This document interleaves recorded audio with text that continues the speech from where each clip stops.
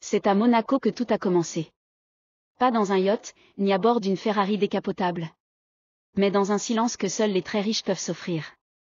Nathan, costume bleu nuit sur mesure, lunettes persol vissées sur le nez, descendait les escaliers d'un hôtel particulier aussi ancien que discret.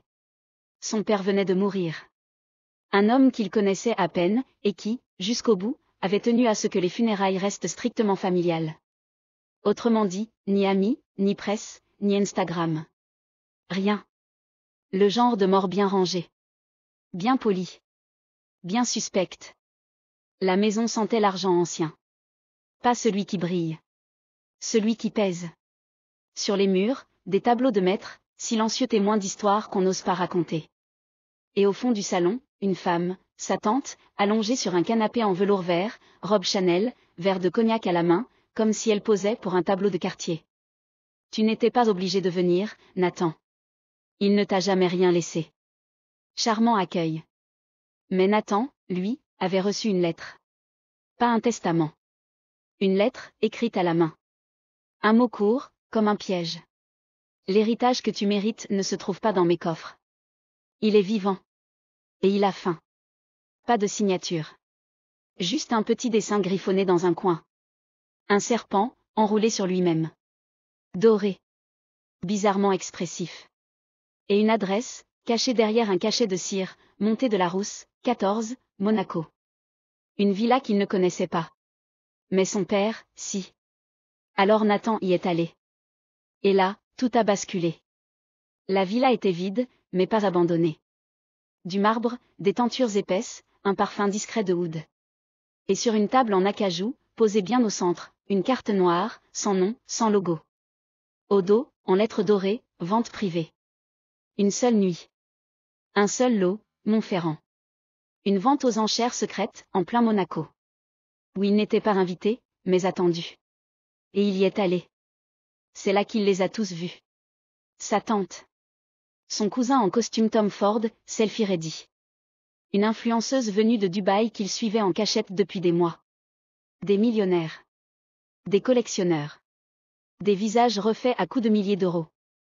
Tous réunis dans une villa privée, pour enchérir sur des objets que personne n'ose exposer en public.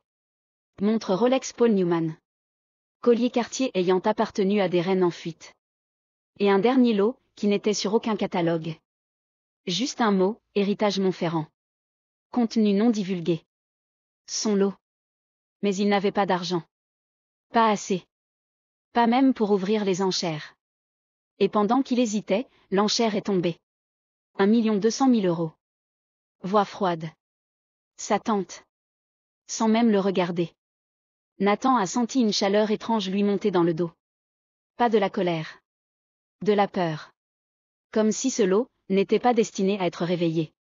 Et puis, quelqu'un lui a glissé un mot dans la main. Une main fine. Vernis rouge. Un parfum qu'on n'oublie pas. La femme de Dubaï. Sur le papier, une seule phrase. Si tu ouvres ce coffret, n'accepte jamais 2 billets dans la même journée. Il n'a pas compris. Pas encore. Mais il était trop tard. Le lot avait été payé. Le coffre allait être ouvert. Et ce qu'il y avait à l'intérieur allait changer sa vie. Et peut-être la nôtre. Le coffre avait la taille d'une valise cabine. Noir mat, cerclé d'or, avec 3 serrures comme pour rappeler qu'ici, tout a un prix, mais rien n'est simple. Quand il a été posé sur la table, un silence s'est installé. Le genre de silence qu'on ne trouve que dans les cercles très fermés.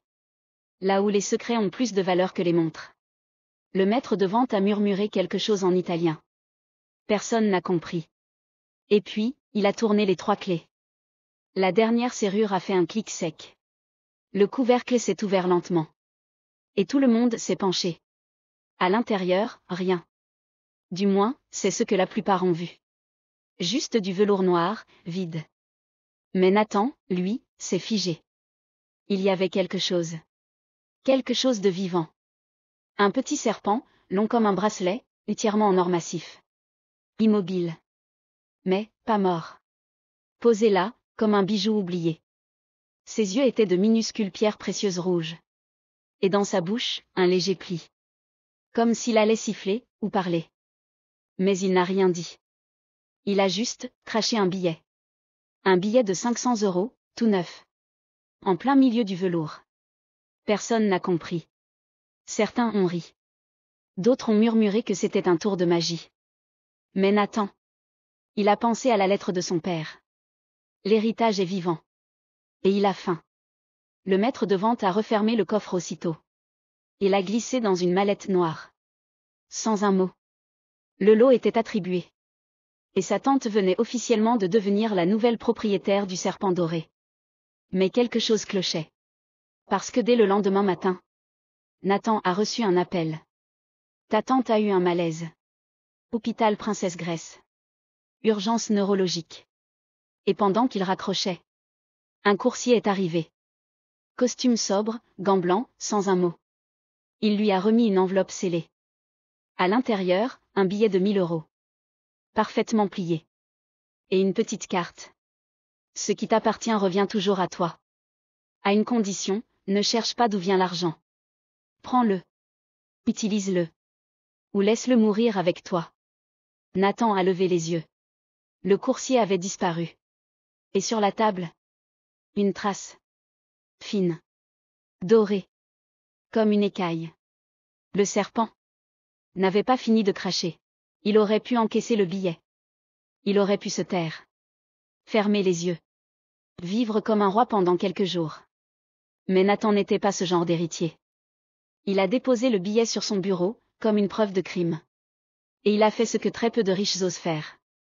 Il a posé des questions. Premier arrêt, le notaire de son père. Un homme si discret qu'on oublie son nom dès qu'on quitte la pièce. Mais ce jour-là, il avait l'air d'attendre Nathan. Votre père m'avait dit que vous viendriez. Il m'a laissé, ceci. Un vieux carnet. Reliure en cuir. Légèrement brûlé sur les bords. Première page, une simple phrase. Le serpent est un contrat. Chaque billet est un vœu, payé avec un souvenir. Nathan a tourné les pages. À l'intérieur, des annotations. Des dates. Des sommes. Et des prénoms barrés, rayés, effacés à moitié. Sa tante. Son oncle. Des cousins. Même sa propre mère. Mais à côté de chaque nom, une somme exacte. Toujours des multiples de 500. Toujours suivi d'un mot, oubli, accident, coma, disparition, effacement. Et là, il a compris. Le serpent n'offre rien gratuitement. Il crache de l'argent, oui. Mais il prélève quelque chose à chaque fois. Pas une vie. Pire. Une présence. Il n'y a rien de plus cruel que d'être oublié, par ceux qu'on aime. Ce soir-là, Nathan n'a pas dormi. Il a rappelé l'influenceuse de Dubaï. Celle du billet. Elle a décroché à la première sonnerie. Alors tu l'as vue. Tu sais ce que c'est? Elle a ri, doucement. Ce serpent, on l'appelle l'orfèvre. Il ne dort jamais vraiment. Il a été forgé au XVIIe siècle par un bijoutier français, payé par une lignée royale pour transformer la mémoire en argent. Pourquoi moi? Pourquoi ma famille? Parce que vous avez accepté le pacte. Une fois. Il y a longtemps. Et tant que le serpent est en vie, l'héritier suivant reçoit l'offre. Et si je le tue? Silence. Tu ne peux pas tuer l'argent. Tu peux juste choisir s'il passe par toi, ou contre toi. Le lendemain, Nathan est retourné dans la villa. Le coffre était là. Ouvert. Et le serpent l'attendait. Il ne bougeait pas. Mais il savait. Un deuxième billet reposait déjà à côté de lui. Plus gros. Plus brillant. 10 000 €. Et sur le sol, une photo. Ancienne. Fanée. On y voyait Nathan, petit garçon. Dans les bras d'une femme au sourire doux. Une femme dont il ne se souvenait absolument pas. Mais au dos, un mot griffonné à la main. Maman. Le serpent n'avait rien dit. Mais il avait déjà pris. Et il allait continuer. À moins que Nathan le précède. Nathan aurait pu fuir. Tout revendre. Oublier. Mais tu sais quoi? À un certain niveau de richesse, on ne fuit pas, on négocie. Il a passé la nuit à relire le carnet. Chaque ligne. Chaque chiffre. Chaque nom effacé. C'était une comptabilité de l'oubli. Et puis il a compris. Le serpent ne crache pas des sommes au hasard. Il dose. Il pèse. Il échange. Il connaît la valeur exacte de chaque souvenir. De chaque lien. C'est un banquier sans visage. Un banquier qui n'a jamais connu la faillite. Alors Nathan a pris une décision. La première vraie décision de sa vie d'héritier. Il allait dompter le serpent. Mais pas seul. Il est retourné à l'hôtel Hermitage, là où la dernière vente aux enchères s'était tenue. Même lumière tamisée. Même odeur de champagne discret et de vengeance familiale. Et elle était là. L'influenceuse de Dubaï. Robe rouge, regard dangereux, téléphone en mode avion. Elle l'attendait. Tu veux le contrôler. Je le savais. Vous êtes tous les mêmes. Tu m'aides ou tu regardes mon nom se rayer dans le carnet comme les autres? Elle l'a observé longuement, puis a tendu une boîte noire, fine comme une télécommande. Voici ce que tu vas faire. Chaque fois que le serpent crache un billet, tu le filmes. Mais jamais plus d'un par jour. Jamais deux. Même pas pour tester. Et surtout, tu ne prends jamais un billet que tu n'as pas vu sortir de sa bouche. Nathan a acquiescé. Mais il avait déjà décidé de tricher. Cette nuit-là, il a mis le serpent sur un coussin de soie, dans une pièce verrouillée de la villa familiale. Une caméra. Une lumière douce. Et il a attendu. Minuit. Rien. 1 heure. Le silence. 2 heures, un bruit léger. Un froissement. Un billet. 500 €. Et là, sans réfléchir, Nathan a soufflé. Encore. Le serpent n'a pas bougé. Puis, lentement, comme s'il avait compris. Il a ouvert la bouche. Un deuxième billet est sorti. 5000 €. Nathan a souri. Victoire. Jusqu'au matin. Quand il s'est réveillé, il ne reconnaissait plus sa propre signature sur un seul de ses comptes. Il est allé à la banque. Carte bloquée. Compte transféré. Nom disparu. Et surtout, il a reçu un appel. Bonjour monsieur, c'est au sujet de votre père. Son corps vient d'être retrouvé. Sur un banc. Il ne semble pas vous connaître. Il est vivant, mais complètement amnésique. Son père. Mort depuis 1 semaine. Vivant, mais vidé. Le serpent avait triché plus vite que lui. Et sur la table, encore tiède, un troisième billet. Cette fois, il était noir. Et portait un seul mot gravé en lettres rouges. Dernier. Nathan a compris. Le serpent n'obéit pas.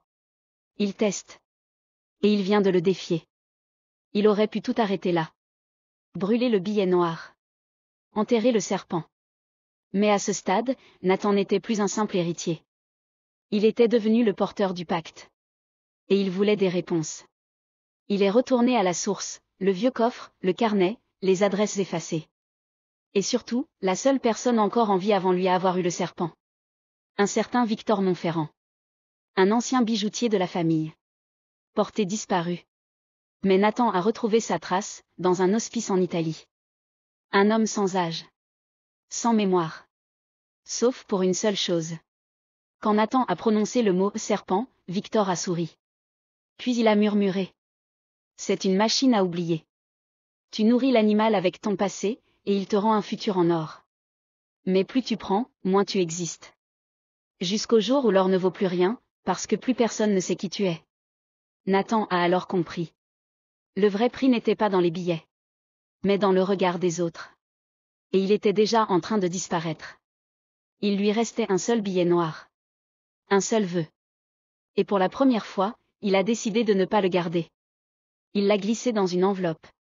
Et il l'a envoyé à elle. L'influenceuse de Dubaï. Avec un mot.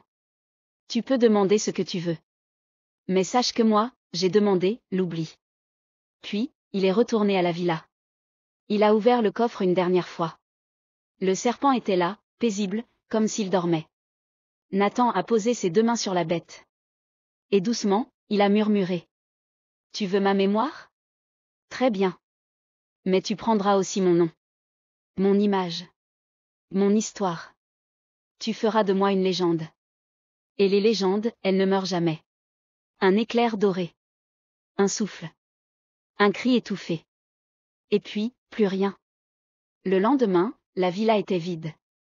Pas un meuble. Pas une trace. Juste un billet, encadré dans une vitrine de verre au cœur de Monaco. 500 000 euros. Avec une inscription gravée. Donné. Jamais acheté. Personne ne sait d'où il vient. Mais tous les collectionneurs veulent l'avoir. Et parfois, la nuit, un petit serpent doré est aperçu, glissant sur les toits de la ville. Cherchant un nouveau pacte. Un nouveau porteur. Un nouvel héritier. Alors si un jour, vous recevez un billet sans explication, posez-vous une seule question. Que suis-je prêt à oublier pour tout avoir ?